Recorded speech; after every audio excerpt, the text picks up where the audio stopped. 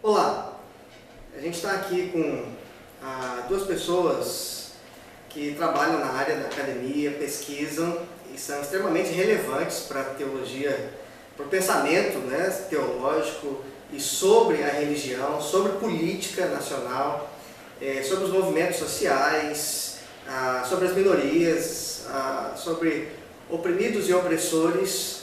Eu gostaria de trazê-los aqui para a gente poder pensar alto, que é o Felipe dos Anjos e o Gedeon Alencar. E eu gostaria de fazer uma pergunta para o Felipe dos Anjos acerca da sua pesquisa recente, daquilo que você tem buscado pensar dentro da academia e para além dela também, né? Certo. Bom, prazer estar aqui contigo, o Dr. Nelson Leles, o Dr. Gedeon. Então, eu estou pesquisando religião e violência e a pesquisa surgiu de uma observação quando eu trabalhava no Viva Rio, ISE, acompanhando mães vítimas de violência policial no estado do Rio de Janeiro, ou melhor, mães vítimas da violência policial e de todo o processo de militarização na cidade do Rio de Janeiro.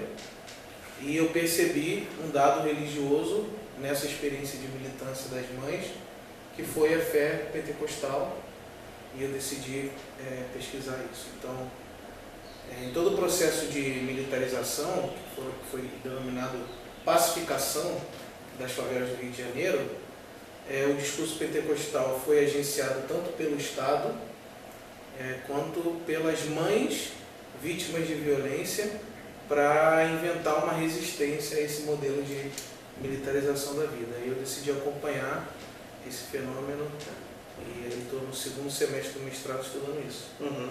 E como é que é o uso, né, de expressões religiosas, tanto pelo militarismo, né, com relação aos UPPs, né, o empoderamento também através de expressões religiosas a partir da favela? Né? Ótimo. Então, desde o final de 2008, dezembro de 2008, o Estado anunciou a retomada desses territórios supostamente conflagrados do Estado a partir desse projeto chamado Unidade de Polícia Pacificadora. E o que pode se observar é que os agentes do Estado e mesmo as mídias e as organizações sociais que atuavam na favela à época perceberam a força que o discurso pentecostal tinha como modo de controle, mas talvez como estratégia de subjetivação, né? De modelagem de um certo desejo, de uma submissão da população favelada. E então esse discurso foi acionado muitas vezes e de muitas formas pelo Estado. O que aconteceu é que no final desse processo, ou pelo menos no final do recorte histórico que eu faço, 2008, 2013, esse processo vitimou muita gente e surgiu a figura da mãe dos jovens mortos pela polícia. E a Anistia, inclusive, fez um relatório sobre essa figura política, e aí eu decidi acompanhar a espiritualidade delas, a mística e a experiência religiosa delas. E eu pude ver que os mesmos discursos que foram acionados pelo Estado para justificar a lógica de guerra aos pobres, a lógica de guerra a esse território, essas mães se apropriaram desse discurso e reinventaram esse discurso, remodelaram esse discurso para criar uma resistência ao Estado, ou uma resistência à maneira como o Estado se apropriou de um discurso mítico, teológico, pentecostal para justificar a guerra aos pobres. Então, se do lado você tinha... É meio que uma luta de ídolos, né? Como diria o doutor aqui, que o Gedeon estuda, o Weber e o Michel Levy, na esteira do Weber, essa ideia de luta de ídolos, de metamorfose de ídolos. Isso é meio que observável nesse processo de pacificação dos territórios favelados do Rio de Janeiro.